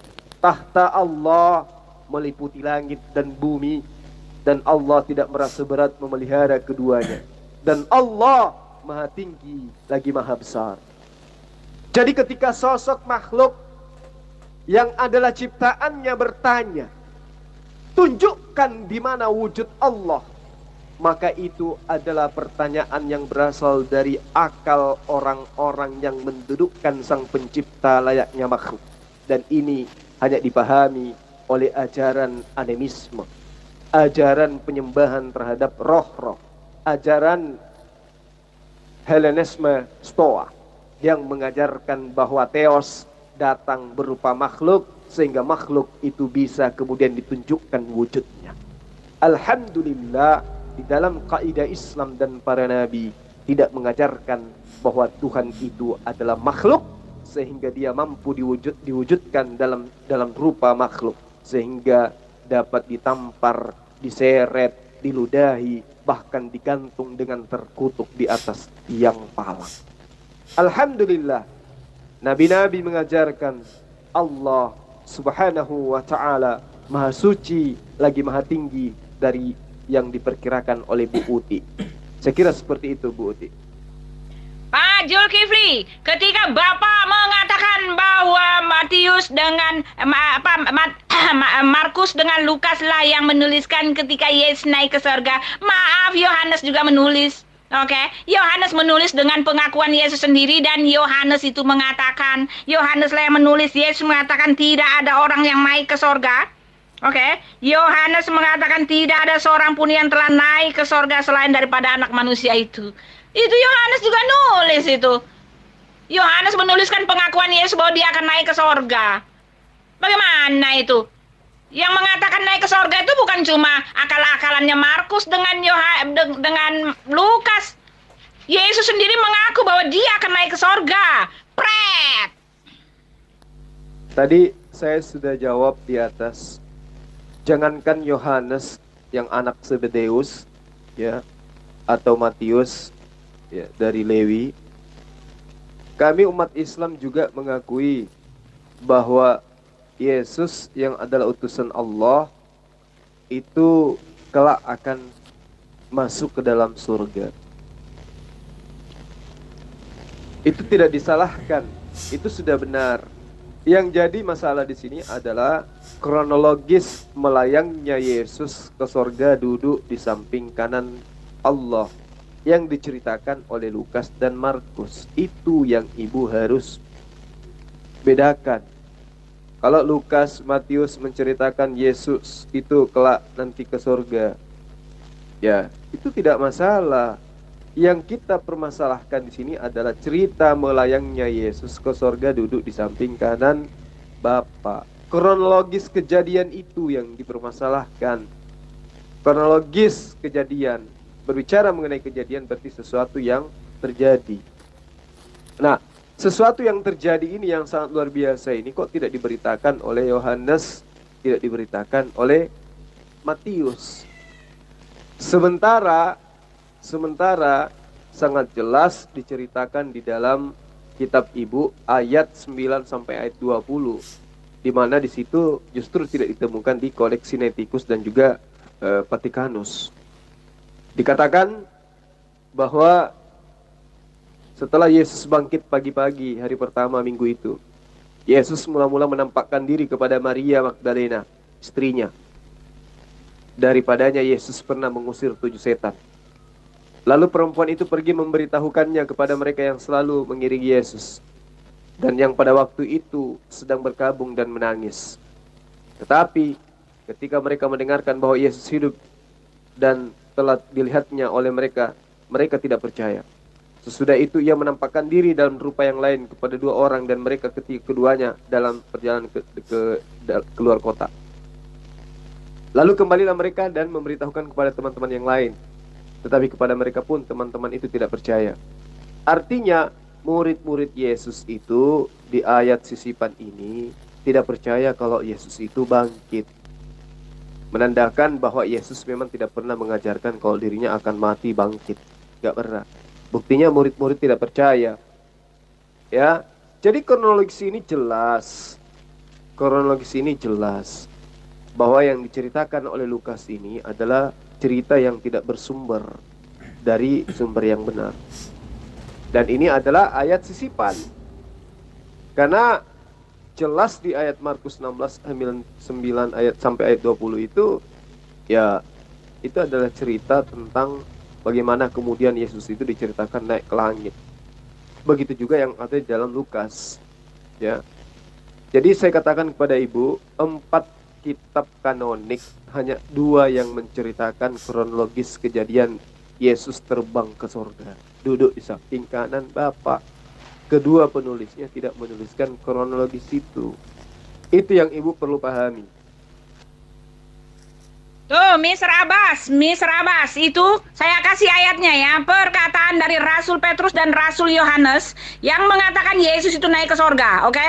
Jadi jangan bilang kalau yang mengarang Yesus naik ke sorga itu cuma ditulis oleh Markus dengan Lukas, yang notabene bukan murid Yesus. Pret, oke?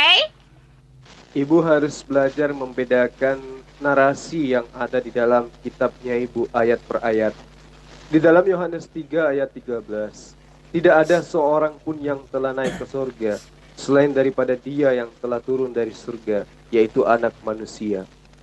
Jadi nanti ketika manusia itu naik ke surga atau pergi ke surga, itu tidak ada yang menjadi masalah di situ. Yang saya permasalahkan ini adalah cerita kronologis yang terjadi, yang disaksikan 500-an mata menurut ibu itu. Kenapa kejadian itu tidak dituliskan oleh Yohanes, ya, dan juga Matius? Lalu kemudian 1 Petrus 3 ayat 22, yang duduk di sebelah kanan Allah setelah ia naik ke surga, sesudah segala malaikat, kuasa dan kekuatan ditakluknya kepadanya. Ini juga tidak menceritakan tentang kronologis kejadian. Kemudian Wahyu 4:1, Wahyu 4 ayat 1 maksudnya.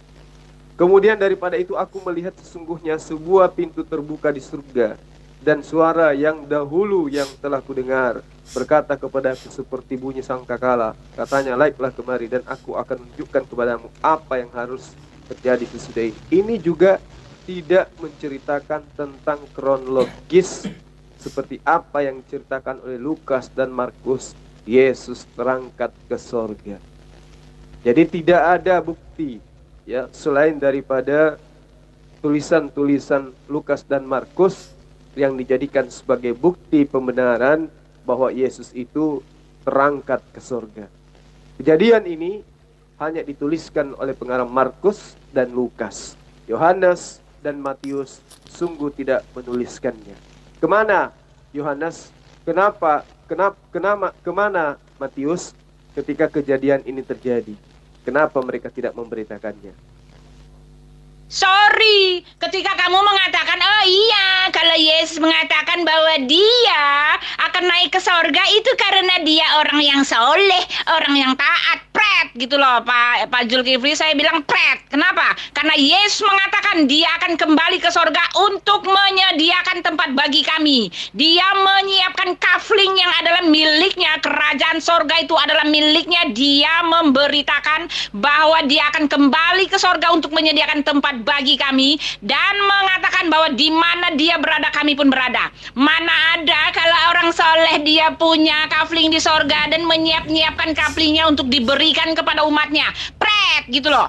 Oke, jadi kamu nggak bisa mengatakan, oh iya, Yesus sendiri ngaku kalau dia akan pergi ke sorga karena dia adalah setara dengan rasul seperti rasulmu. Sekarang kalau kamu mengatakan bahwa Yesus naik ke sorga karena dia mengatakan dia naik ke sorga karena dia adalah seorang rasul, mana ayatnya di dalam kitabmu yang mengatakan pengakuan dengan jujur jelas dari Nabi Muhammad yang mengatakan dia akan kembali ke sorga karena dia berasal daripada sorga, oke? Yang mengatakan bahwa dia datang dari atas dan kembali ke atas dan akan menyediakan tempat bagi umatnya. Mana kalau kamu menyamakan itu dengan rasulmu, oke? Jadi di dalam Yohanes 14 ayat 2, Yesus berkata, di rumah Tuhanku ada banyak tempat tinggal. Jika tidak demikian, aku tentu sudah pergi ke sana untuk menyediakan tempat bagi kalian. Kalian di sini bukan Kristen. Kalian di sini adalah pengikut Yesus dari Bani Israel. Jadi jangan kepedean, Bu Uti. Jadi Yesus itu datang ke sana hanya untuk bagi murid-muridnya dari Bani Israel. Matius 10 ayat 5, ayat 6, ke-12 murid Yesus itu diutus oleh Yesus dengan mendapatkan petunjuk-petunjuk bahwa janganlah pergi ke daerah lain, jangan pergi ke daerah orang-orang yang bukan Yahudi, jangan juga ke kota-kota orang Samaria, tetapi pergilah ke Israel, khususnya kepada mereka yang sesat, yaitu Bani Israel yang meninggalkan hukum Taurat. Itu diterangkan di Matius 10 ayat 5 sampai ayat 6. Jadi ketika ada sosok yang dikatakan murid seperti Lukas, seperti Markus, yang kemudian mengajarkan tentang menyembah Yesus, itu bukan murid Yesus.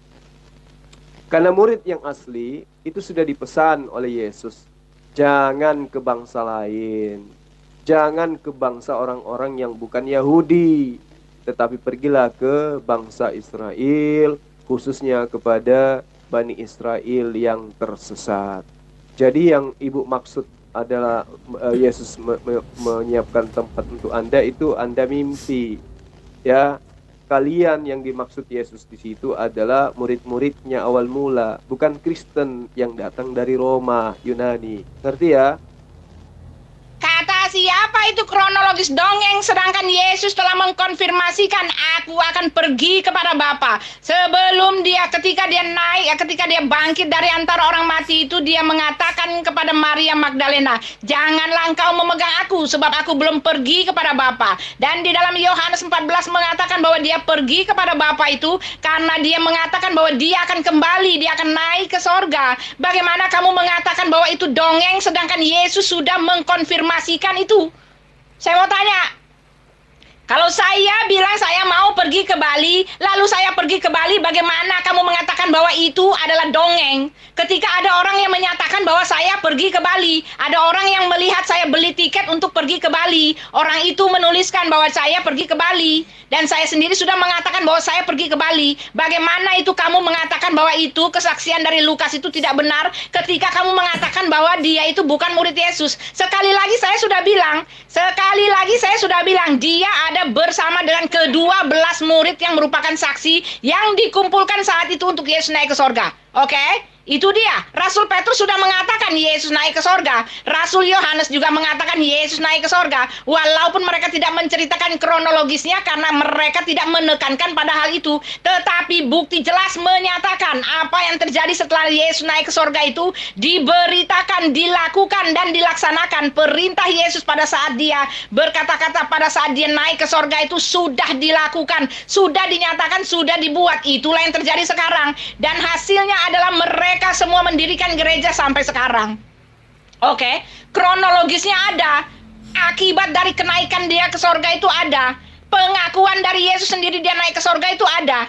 Jadi kenapa kamu menyalahkan orang yang menulis bahwa peristiwa kenaikan Yesus ke sorga itu hanya karena Lukas itu menulis dan Petrus dan rasul yang lain menceritakan kepada Lukas? Bagaimana kamu mengatakan itu bukan saksi yang sah, sedangkan narasumbernya adalah sangat-sangat sah gitu loh. Ngerti nggak, Pak? Jadi ngawur aja Pak Zulkifli ini, ngawur, Saya sedikit menginjili Ibu ya. Mohon maaf, ini saya harus lakukan demi untuk menyelamatkan jiwa Ibu dari siksa api neraka. Ibu selalu membawa-bawa Yohanes 14 ayat 2. Baik, saya akan menerangkan kitab ini kepada Ibu supaya Ibu itu tidak tersesat. Yohanes 14 di ayat pertama Yesus mengatakan gini, janganlah gelisah hatimu, percayalah kepada Allah, percaya juga kepadaku. Jadi di situ ada perintah dari Yesus kepada murid-muridnya, bukan kepada Kristen, untuk percaya kepada Allah dan juga percaya kepada Yesus. Jangan percaya kepada Paulus, apalagi Lukas dan Markus. Lalu di ayat keduanya Yesus menerangkan kepada murid-muridnya Bani Israel, bukan kepada orang Kristen. Di rumah Tuhanku banyak tempat tinggal. Jika tidak demikian, tentu aku mengatakannya kepadamu. Sebab aku pergi ke situ untuk menyediakan tempat bagimu, yaitu Bani Israel, bukan Kristen. Itu pun Bani Israel yang mengimaninya sebagai utusan Tuhan atau Rasulullah. Di ayat ketiga, dan apabila aku pergi ke situ dan telah menyediakan tempat bagimu, aku akan datang kembali dan membawa kamu ke tempat itu, supaya di tempat di mana aku berada, kamu pun berada. Ini terfokus kepada murid-muridnya Bani Israel, bukan kepada Kristen penyembahnya. Lalu kemudian, dan kemanakah aku pergi, kamu tahu jalan ke situ, kata Yesus.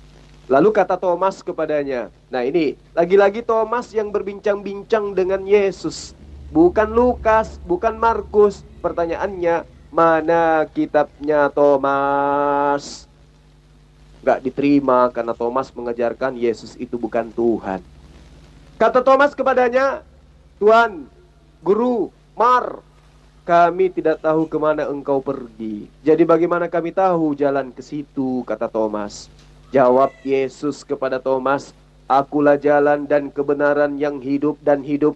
Tidak ada seorang pun yang datang kepada Bapa kalau tidak melalui aku. Sekiranya kamu mengenal aku, bahwa aku ini adalah utusan Tuhan, pasti kau mengenal Bapakku. Sekarang ini kau mengenal dia dan kamu melihat dia.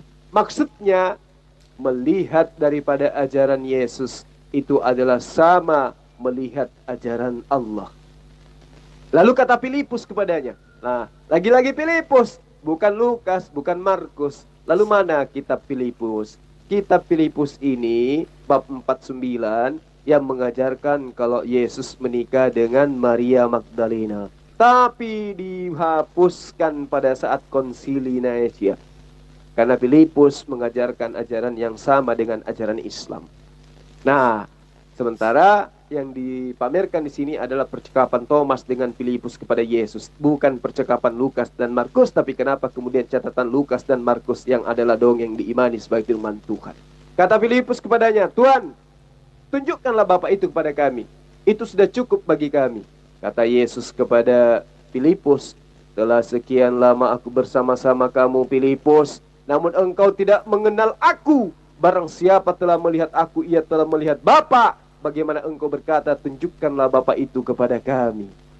Tidak percayakah engkau bahwa aku di dalam Bapa dan Bapa di dalam aku? Apa yang aku katakan kepadamu tidak aku katakan dari diriku sendiri, tetapi Bapa yang diam di dalam aku, dialah yang melakukan pekerjaannya. Artinya, ketika melihat pengajaran Yesus, maka itu sama melihat pengajaran Allah.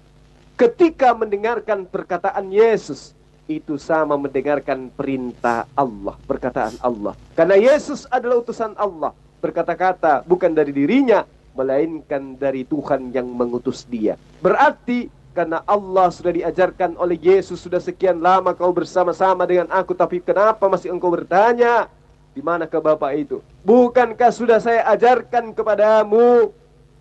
Di dalam Yohanes ayat berikutnya, Bapa yang telah mengutus aku, di dalam Yohanes 14 ayat 15, tidak bisa kamu lihat, suaranya pun tidak dapat kamu dengarkan. Berarti yang dimaksud Yesus Bapa di dalam aku dalam Bapa adalah ajarannya. Siapa yang melihat aku adalah melihat Bapa, adalah ajarannya, bukan sosok atau wujud Yesus. Lalu kemudian di ayat sebelahnya, ayat 11-nya, ayat 12-nya, aku berkata kepadamu, sesungguhnya barang siapa percaya kepada aku, ia akan melakukan juga pekerjaan-pekerjaan yang aku lakukan.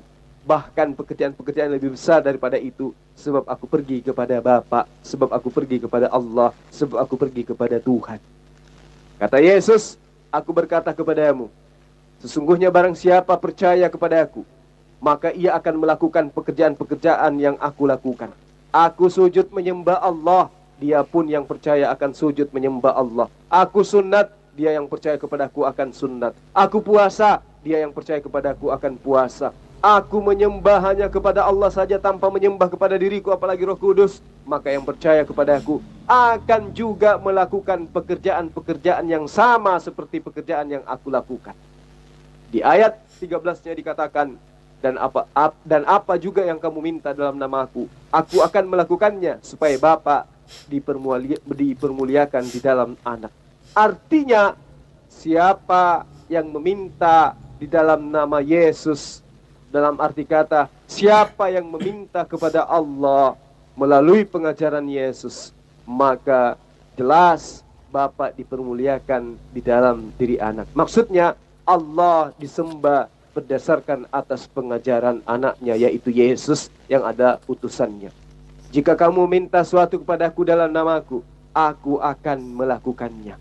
Itu bukti bahwa ketika murid-murid Yesus ini mendudukkan Yesus sebagai utusan Allah, maka tentu Yesus sesuai dengan janjinya akan memberikan tempat di surganya Allah kepada pengikut-pengikutnya.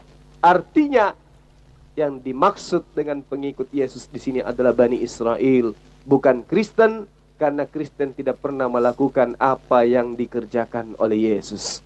Jika kau percaya kepadaku, engkau akan melakukan juga pekerjaan-pekerjaan yang aku lakukan. Sayangnya, Kristen tidak pernah melakukan pekerjaan-pekerjaan yang dilakukan oleh Yesus.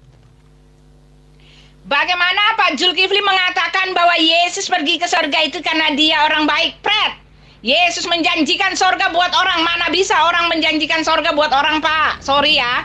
Yesus pemilik kerajaan sorga, dia akan pulang ke tempatnya dan dia mengatakan, di mana aku berada, kamu pun berada. Rasul mana yang berani menyalakan seperti itu dan menyediakan sorga, kapling-kapling buat umatnya? Tunjukkan kepada saya rasul yang mengatakan, dan aku memberikan hidup yang kekal kepada mereka, dan mereka pasti tidak akan binasa sampai selama-lamanya. Tak seorang pun mengambil mereka daripadaku. Bapakku yang memberikan mereka kepadaku lebih besar daripada siapapun, tak seorang pun merebut mereka dari tangan Bapa. Aku dan Bapa adalah satu. Oke, hubungan Yesus dengan Elohim itu adalah Bapa dengan anak, penjelma dengan jelmaannya, bukan Tuhan dengan umat ciptaannya. Sorry ya Pak ya, Bapa mengambil yang kedua, Tuhan dengan ciptaannya. Sorry, Alkitab tidak mencatat bahwa Yesus itu ciptaan. Alkitab mencatat bahwa Yesus itu adalah jelmaan ya. Jadi ketika dia pulang ke sorga, dia itu pergi ke tempatnya sendiri dan menyediakan tempat buat kami, menunggu kedatangan kami sesuai dengan apa yang dia tulis di dalam Matius 24. Dia akan datang di awan-awan dan menyuruh malaikat-malaikatnya untuk mengumpulkan kami umatnya kita dari sudah tempat penjuru bumi. apa yang dibahas dan dibicarakan oleh apologet Kristen bersama dengan Juma di video barusan.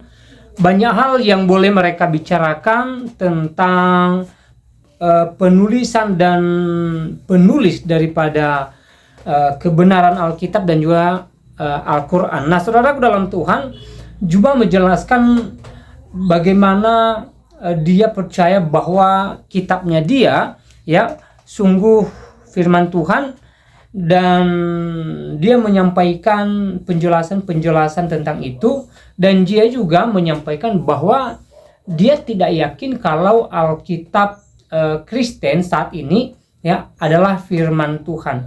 Ya, dia tidak yakin dengan penulisnya gitu loh ya. Bagaimana firman Tuhan yang ditulis dalam Alkitab ini ditulis, dan siapa penulisnya, dan bagaimana mereka menulisnya ya, bagaimana mereka dengar suara Tuhan ya sebelum menulis kitab itu. Dan luar biasanya apologet Kristen yang ada di video tadi ya menjawab dengan baik ya bagaimana kemudian Alkitab ini ditulis ya, hingga saat ini kita pegang sebagai orang Kristen ya, kita pegang sebagai kitab yang menjadi pedoman hidup kita sebagai orang Kristen ya. Nah, saudara dalam Tuhan, penjelasan yang sangat luar biasa ya disampaikan oleh apologet Kristen, seorang ibu di video barusan ya. Tentunya kita sudah dengarkan apa yang menjadi poin-poin beliau, apa yang menjadi tanggapan beliau terhadap pertanyaan-pertanyaan yang disampaikan Juma seputar iman Kristen terhadap Alkitab itu sendiri. Nah, saudara dalam Tuhan, beliau menjelaskan bahwa Alkitab itu ditulis oleh hamba-hamba Tuhan atau orang-orang yang dipakai oleh Tuhan ya, yang mendengarkan suara Tuhan dan yang mengalami ilham daripada Roh Kudus Tuhan gitu loh. Karena kita yakin bahwa Alkitab ini ditulis bukan hanya sekedar atas pikiran manusia semata, tetapi benar firman Tuhan.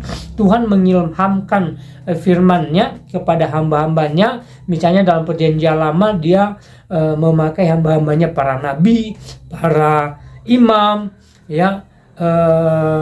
Raja misalnya Raja Daud menulis beberapa kitab ya, atau menulis beberapa syair, dan Musa misalnya, dan tokoh-tokoh lain yang dipakai oleh Tuhan dalam Perjanjian Lama. Dan juga saudara dalam Tuhan sama halnya dalam Perjanjian Baru, di mana ya melalui kuasa Tuhan ya Alkitab atau firman Tuhan Perjanjian Baru ini ditulis ya oleh murid-murid Tuhan Yesus dan oleh orang-orang yang percaya kepada Yesus. Dan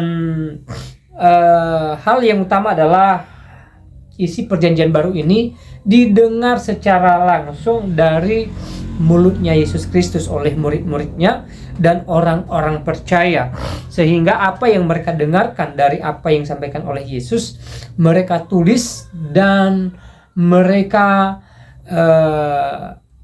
jadikan satu kitab, dan bapak-bapak gereja mengumpulkan ya tulisan-tulisan hamba-hamba Tuhan dari Perjanjian Lama hingga Perjanjian Baru, dan mereka mengkanonikasikan atau mereka membukukannya menjadikan satu buku yang kita kenal ya dengan sebutan Alkitab, yang mana di dalam Alkitab ini berisi firman Tuhan yang sangat-sangat luar biasa yang diwahyukan melalui hamba-hamba Tuhan tadi. Nah, saudara dalam Tuhan, ini sangat luar biasa ya, penjelasan-penjelasan yang sangat baik dari seorang apologet Kristen di video barusan ya. Sekali lagi kita sudah dengarkan, dan seperti apa tanggapan saudara setelah mendengarkan apa yang disampaikan oleh apologet Kristen? Silakan tuliskan komentar saudara atau poin apa yang menjadi berkat dalam kehidupan saudara. Silahkan berbagi di kolom komentar. Tuliskan komentar yang baik, yang positif, terutama komentar yang memuji memuliakan nama Tuhan,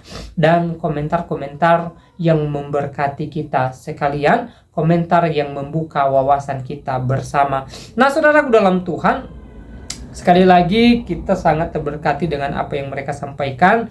Tentu ya, membuka wawasan kita dan kita bisa memilah-milah mana yang benar dan tentunya mana yang merupakan pikiran semata gitu loh ya, dari apa yang mereka sampaikan ya. Tentu ini menambah wawasan kita, menambah ilmu pengetahuan kita, dan sebagai orang Kristen ya, tentu iman kita kepada Yesus Kristus semakin kuat dan semakin kokoh. Nah, saudara dalam Tuhan, saya secara pribadi tidak terlalu panjang lebar menyampaikan pesan video ini. Kiranya Tuhan Yesus memberkati kita. Shalom.